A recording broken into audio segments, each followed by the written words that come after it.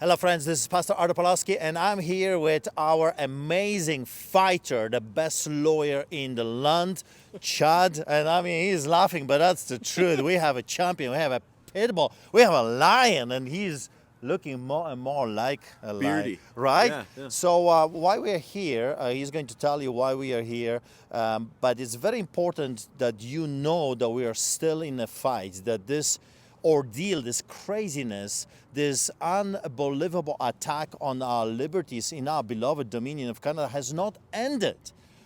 Maybe for you, maybe for others like you, maybe you went back to your golfing and hockey and restaurants and coffee shops, but for us, we're still in a fight. And we're not just fighting for ourselves, we are fighting for you and we're fighting for your children. What kind of a nation we're going to have? What kind of a nation we're going to pass on to the next generation? Well, today, together, we are deciding. So why we are here, Chad? Well, so today is the sentencing of the Coutts 3, and this is years after the blockade. So like you said, and everyone's, it's cold out and people are cooking potatoes and hanging out with their families. We just finished Christmas and the lovely New Year holiday season and everything. And the Coutts 3 are in sentencing proceedings today. This is, half a year after the trial. And we're down here essentially trying to figure out what's going to happen to these gents who have been convicted in a fairly bizarre jury decision. I was here for the first week of the trial. As some people know, I was actually conflicted off the file almost 2 weeks right before the trial, which was kind of a crazy turn of events. And this trial has been marked with some pretty bizarre changes and surprises.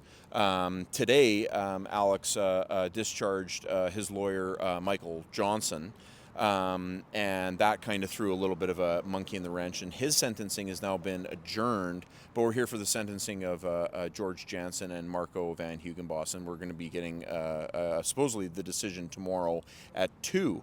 But in other news, we're still in the back rooms in my office preparing for a massive application and court battle in February on your civil case against Alberta Health Services, Canada Post, the Alberta government, the City of Calgary, the Calgary Police, and all of the investigative and prosecutorial agencies that essentially came after you in a tyrannical fashion for close to 4 years leading up to today, and maybe even a little bit longer than that, going back to when you really started to feed homeless people downtown in front of City Hall. Yeah, this is for me since 2005, 2006. I have become the first Canadian to be arrested for publicly reading Bible, and then from that moment on, I have become a target of this unbelievable prosecution and persecution until 2015, when I won my Court of Appeal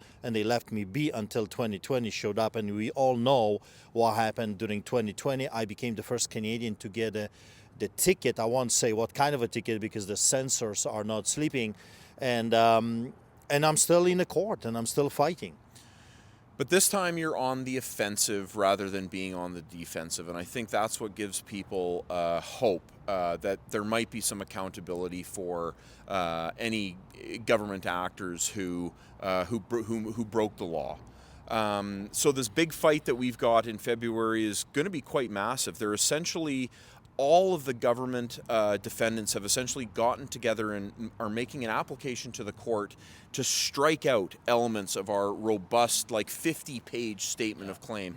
And this is a very common government playbook. Whenever they're confronted with a robust claim that has a lengthy chronology and a fairly complex and a lengthy pattern of facts leading up to the allegations against them, their first strategy is to start chipping away at the front lines of your assault on them. So it's going to be interesting. Usually there's these types of applications are usually of mixed success. So we've been drafting briefs, preparing materials, responding to their briefs. And it's going to be an interesting day in court. It's at what's called a special hearing rather than just a quick morning chamber session. So it's the first in a series of many battles to come, but this is a very important one.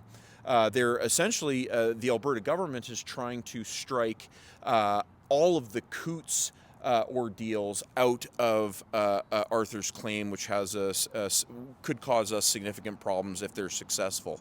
And we'll obviously be responding to that. We don't want any of that stuff coming out.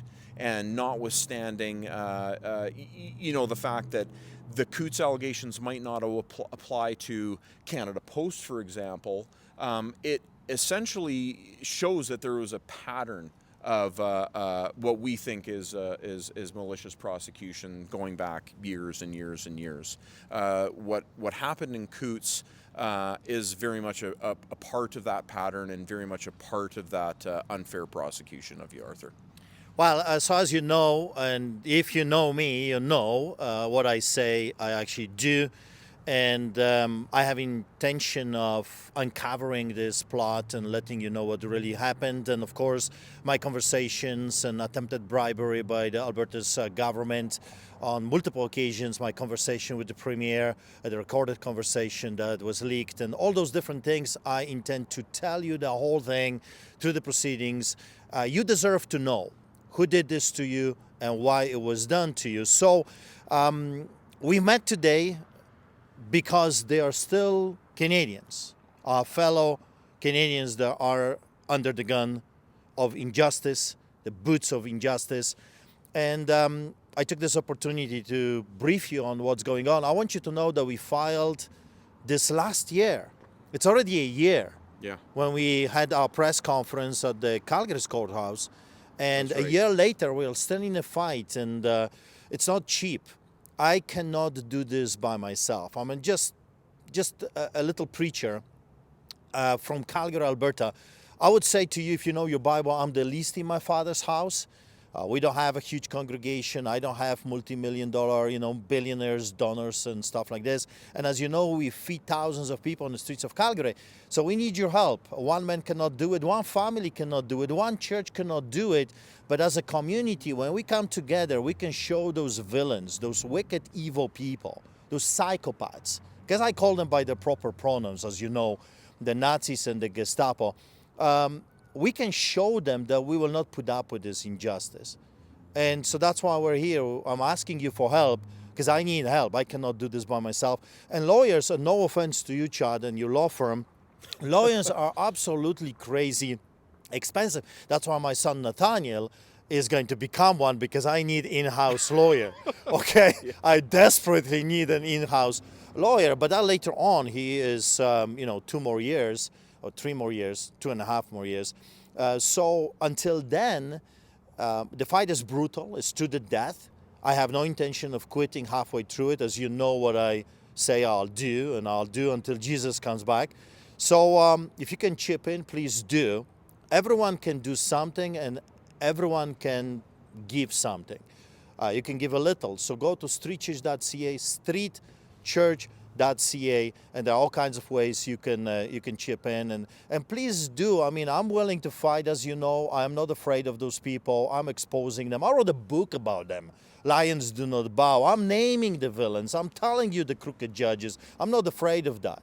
And of course, our pathological in-house domestic terrorist Stephen Johnston, pathological liar I call him, the Stephen, our domestic snake. Well, he's in a book, and I guess thanks to what he has done to me, there is a book, because he kept me in solitary confinement and in metal cages. Can you believe it? A pastor, just like during the Soviet era. But anyway, please go to streetchurch.ca and chip in and help. And I don't know any other way, Chad, how to fight this. I mean, as you know, I was invited to United States to move there. I was offered a ranch. I was offered a mega church. I was offered all kinds of trinkets. And I cannot abandon Alberta. I love this country. Here is my 3 kids who were born here. Here's my home. I was offered to move. I'm not moving. I've decided to fight. And not just for myself, but for the future of my children and your children. If we will not fight for their rights, for their God and state-given rights, who is going to do it? Who's going to do it? If not you, then who, right? The famous saying goes. That's right. If not here, then where? If not now, then how long are we going to wait? Until there is no one left. They came for me, and I've told you that. Be sure of it. They'll come for you as well. Yeah, this really is a David and Goliath battle, and just like Arthur is a preacher at a small church in Calgary. He's being represented by a small law firm, a family-run law firm in Calgary, and Arthur always jokes that lawyers are expensive, and they are, but we're reasonably priced lawyers who have scored resounding and surprising victories against the forces of old and evil and massive over and over again. Again, surprising our clients and also surprising the government. So we think that we're the folks to help Arthur carry this forward, and we thank everybody for their support. And stay tuned, because this is just we're years away from D-Day. This is battle number 2, and wish us luck. Yeah, and that's true. Chad has given me a discounted rate. I'm joking about it because even the discounted rate is crazy. Yeah. And if I feel the pain, sorry, I feel the pain. Like, you can see my face is like, that's because of pain. But the truth is, I believe, in my heart, I believe it's worth it. I believe justice is worth fighting for. So I wanna ask you to participate in that. And Chad, thank you so much for what you're doing. I know you're enlarging your territory. You have a better looking lawyer in your law firm that you just hired. Okay, just want to tell you that. She'll be on video at some point as well.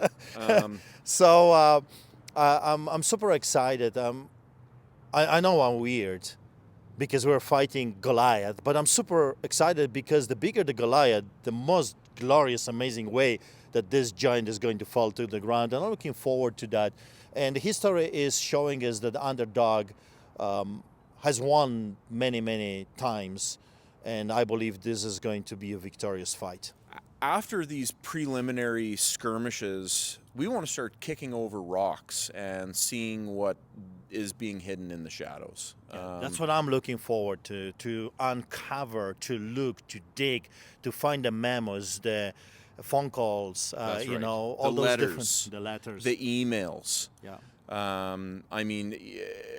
light bulb went off when we were running the Chris Scott trial, and we found that Alberta Health Services failed to disclose a bunch of internal emails that made them look bad. And I remember that. And that was a big moment for our firm, and we thought, if AHS is hiding emails on the whistle stop, what else is being hidden out there? And we won't know unless we look. A lot. So thank you so much, Chad. God bless you. God bless you. Thank you, man. Yep. God bless you guys.